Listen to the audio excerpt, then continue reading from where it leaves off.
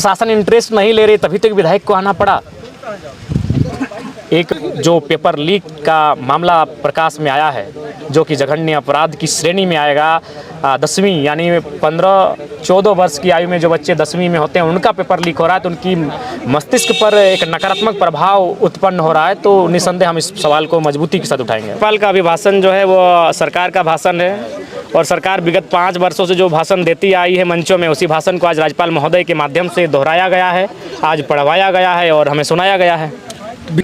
वो कह रहे हैं तो मैं सुनूंगा, और उन्होंने कहा मैंने सुना, अब कल उस पर मेरी प्रतिक्रिया सदन में होगी। पहला बजट सत्र है, आज जो राज्यपाल का अभिभाषण हो उसको आप कैसे देख रहे हैं? देखिए, राज्यपाल का अभिभाषण जो है वो सरकार का भाषण है, और सरकार विगत 5 वर्षों से जो भाषण देती आई है मंचों में, उसी भाषण को आज राज्यपाल महोदय के माध्यम से दोहराया गया है, आज पढ़वाया गया है और हमें सुनाया गया है।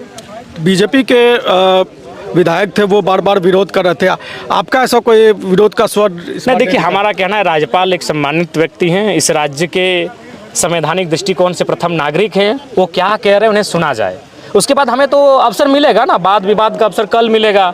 उन्होंने जो कहा है उस पर हम अपना सुझाव प्रकट करेंगे, अपना आपत्ति प्रकट करेंगे। तो ऐसा नहीं कि हमें समय नहीं मिलेगा। तो इसीलिए मेरी आदत है, अगर हम जो पेपर लीक हो रहा है झारखंड में लगातार, उस पर कोई बयान आपने अगर सदन में? नहीं, हमने सदन में हम रखेंगे, चूँकि सदन अभी 1 महीना चलेगा, लंबा चलेगा, और पर्याप्त अवसर रहेगा हमें इन विषयों पे चर्चा करने का। निस्संदेह जो पेपर लीक का मामला प्रकाश में आया है, जो कि जघन्य अपराध की श्रेणी में आएगा।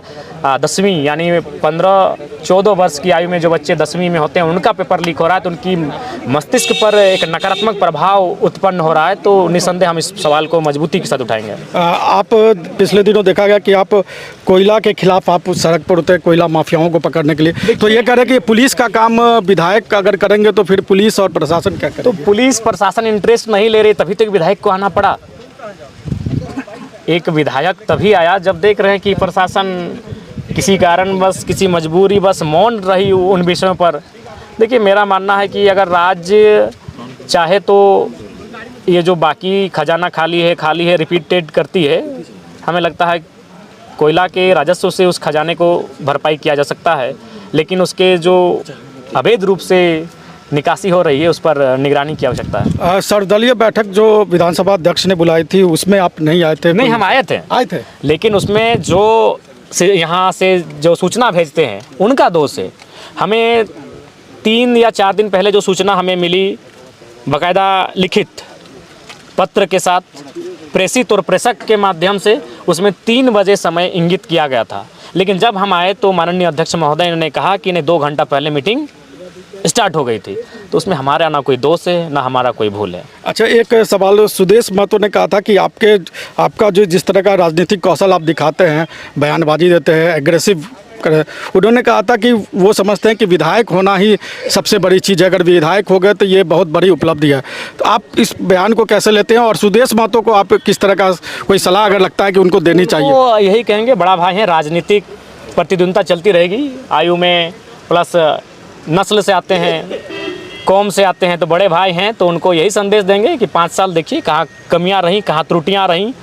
एक ऐसे विधायक जो 2 महीना जिनका बना हुआ, उस पर आप 2 महीना पहले बोलना मुनासिब नहीं समझते थे, आज आपको 15 मिनट उस पर बोलना पड़ रहा है, अनर्गल बयानबाजी करना पड़ रहा है, तो आपको आत्ममंथन करने की आवश्यकता है। ये उनको आपके माध्यम से मेरा संदेश होगा। आपके जिस तरीके से आप चुनाव प्रचार तो नहीं कहेंगे, लेकिन आप क्षेत्र में भ्रमण करते हैं, तो सुदेश महतो के अंदर भी ये बदलाव पिछले दिनों देखा गया कि 1-1.5 महीने करीब, एक तरीके से कहा जाए तो वो घर में ही रहे, उसके बाद वो निकले हैं। तो आपको क्या लगता है कि उनको अपनी सियासी ज़मीन बचाने के लिए, या आपको उनसे सियासी ज़मीन आप कैसे बचाएंगे, उसको आप कैसे देखते हैं? हम किसी से अपनी सियासी ज़मीन बचाने के लिए थोड़ी आए हैं, हम तो नवोदित हो रहे हैं। हम तो इस आभा मंडल में एक नूतन तारा बन के आए हैं। हम तो समय के साथ प्रकाशित होंगे। अगर हमारे साथ कोई अप्रिय घटना नहीं घटी, कोई अनहोनी हमारे साथ नहीं हुई, तो हम तो समय के साथ प्रकाशित होंगे। फिर एक दौर मेरा आएगा, फिर एक और सूरज बनेंगे जो शाम को ढल जाता है। प्रकृति का जो नियम है उसे कोई अनफॉलो नहीं कर सकता, उसे फॉलो करना ही होगा। तो हमें किसी को अपने आप से बचाने की आवश्यकता है ही नहीं। हम तो यही पल्लवित हो रहे हैं, अभी हमको फलित होना है, यही हम पल्लवित हो रहे हैं। तो ऐसी कोई बात नहीं है। ठीक है, धन्यवाद। आपने पानी की तरह पीने वाले छात्र हैं हम लोग। आप बेवकूफ हैं। श्रम नियोजन मंत्री का बेशरम है, जो पते नहीं है 60-40 नीति क्या है। बयान देता है 60-40 नहीं, तो क्या है, कछुआ है। जज बाप की जो सरकार है उसको हाईकोर्ट ने खारिज कर दिया है। तो आप बिना नीति का एग्जाम ले रहे हैं, तो बिना नीति का अगर ले रहे हैं तो महाबो आप लोग हैं। यही बोलती है 60-40 नहीं तो क्या है। प्रेस कॉन्फ्रेंस कीजिए कि कौन सी नीति से आप एग्जाम ले रहे हैं, क्योंकि 60-40 रघुवर की नीति है, 1985 रघुवर की नीति है। आपने रघुवर सरकार को हटाया है, उसकी नीति को नहीं हटाया। पहले समझिए बात को। वो बना रहे हैं, झारखंड के लोगों को बेवकूफ समझ कर रखें। 60-40 नहीं है, श्रम मंत्री को शर्म भी नहीं आता है, तो क्या है बताइए। यदि 60-40 नहीं है तो 1200 मास्टर यहाँ घास छीनने आया है। कुछ नेता विधायक ऐसे बोल रहे हैं कि जयराम महतो ऐसे लोग ऐसे जगह ऐसे क्षेत्र प्रभावित कर रहे हैं जहां स्थानीय विधायक हैं। इस पर आप क्या कहना चाहते हैं? स्थानीय तो चुमा लेंगे उन लोग को। स्थानीय विधायक बोल क्यों नहीं रहा है? कि जहां बाहरी विधायक है वहां आप आंदोलन किसको नहीं बोले? अनूप सिंह को पानी पानी करके रखे हैं, राज सिन्हा को कनकना के रखे हैं, बिरंची को डेरंची बना के रखे हैं।